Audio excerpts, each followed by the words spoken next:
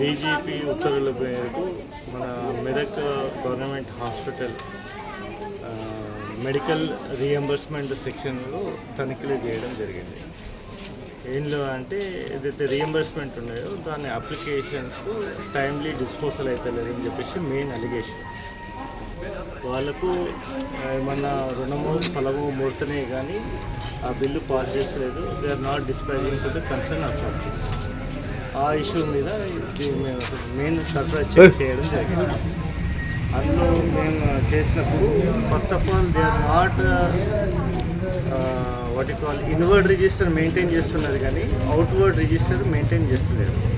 ఇప్పుడు bill sanction అయిపోయిన superintendent గారి సిగ్నేచర్ అయిపోయిన తర్వాత అతను ఏం చేయాలి, కన్సర్న్ హెడ్ ఆఫ్ ద డిపార్ట్మెంట్కి ఆ బిల్లుని పంపించాలి.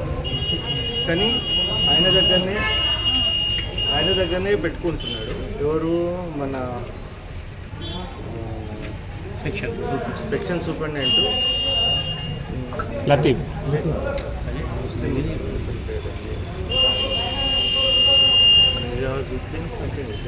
సూపరింటెండెంట్ సెక్షన్ సూపరింటెండెంట్ చెప్తాను.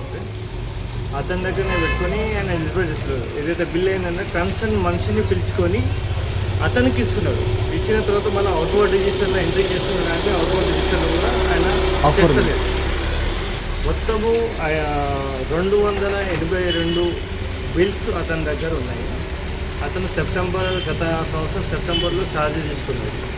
అతని టైంలో 116 బిల్లులు ప్రాసెస్ చేసి ఆయన ఫార్వర్డ్ చేయాలి concern head of the department. Hi everybody, this is Kiriti Damaraju. Like, share and subscribe to Saira TV.